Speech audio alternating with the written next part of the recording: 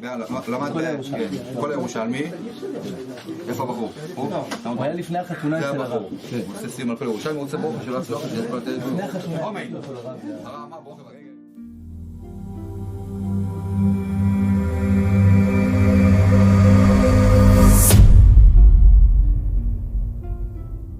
Gemara says that Rabbi Shimon Bar Yochai was passing through the countryside during the Shemitah year, and he saw a person gathering Shvius produce from the fields. And Rabbi Shimon Bar Yochai said to him, "And is this not forbidden? And are these plants not tzvichin?" And the person says back to Rabbi Shimon Bar Yochai, "And are you not the one who permits tzvichin?"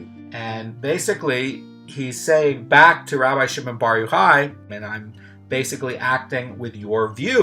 Rabbi Shimon Bar Yochai says back to him, "And do my fellows, the sages, not dispute me?" And basically saying that you're not allowed to accept my view over the sages. In other words, the HALACHA always follows the view of the majority of quality sages. And even though this is Shimon Bar Yochai, the great Shimon Bar Yochai, this is really an amazing Derech Eretz thing, because Rabbi Shimon Bar Yochai is saying you have to follow the order of the way halakha is structured and set. You can't follow my opinion. Yeah, fine, I'm Shimon Bar Yochai.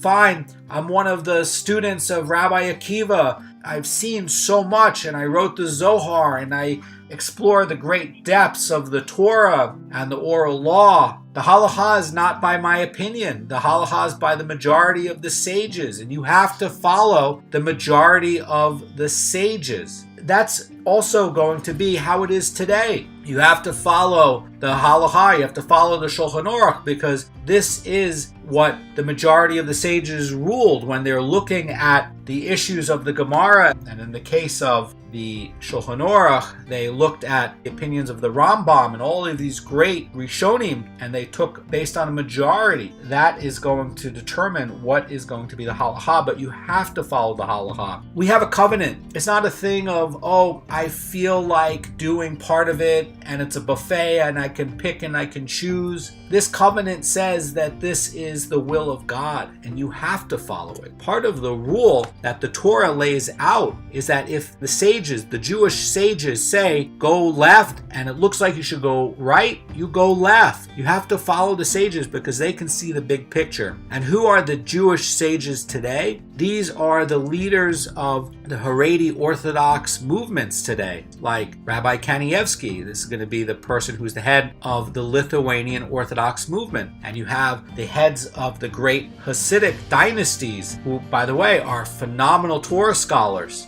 And you also look at the great leaders of the Sephardi movements. So you have Rabbi Abu Chatzera for the Moroccan community. So you have to follow the sages. It doesn't go by what you feel. It doesn't go by what you think. This is the way Jews behave. And because you have a God who is continuously creating, he's going to create things according to his will. And the Jewish law is the reflection of God's will. This was given as a book through prophecy. This is what God's will is. And if you are out of alignment with what God's will is, then you are going to fall into a different kind of world. You're going to fall into a world of Zoamar, which is spiritual pollution and decay and death. That's the world where death is. And you can fall so far that one day when the world comes where there'll be a resurrection of the dead, there's a beginning for humanity, you're not going to be there for it. You can fall that far where basically taking yourself out of this covenant.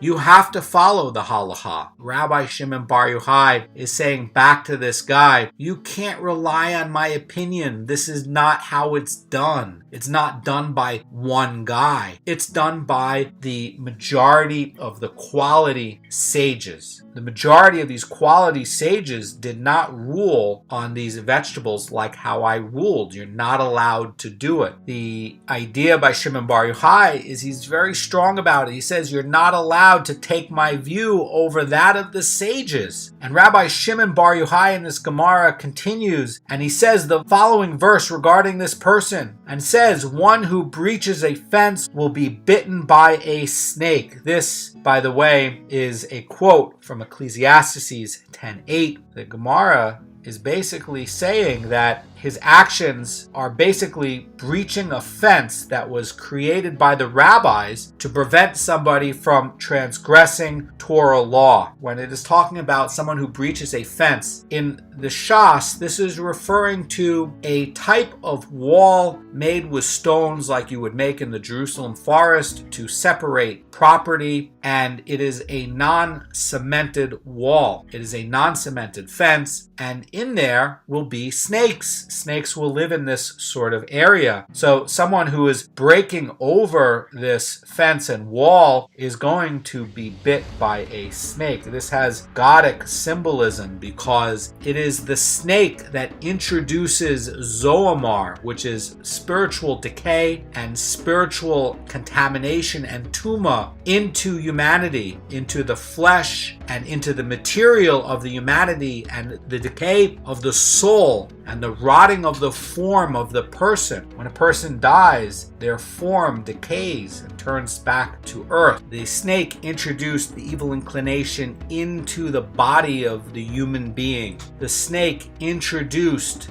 that you make a sin and you will start to have decay in your life. You will start to have things rot in your life. You sin and you will start to go away from this divine source, and there will be less divine light shining on you. You will be out of alignment with how the universe is continuously created, and you will experience that as divine punishment.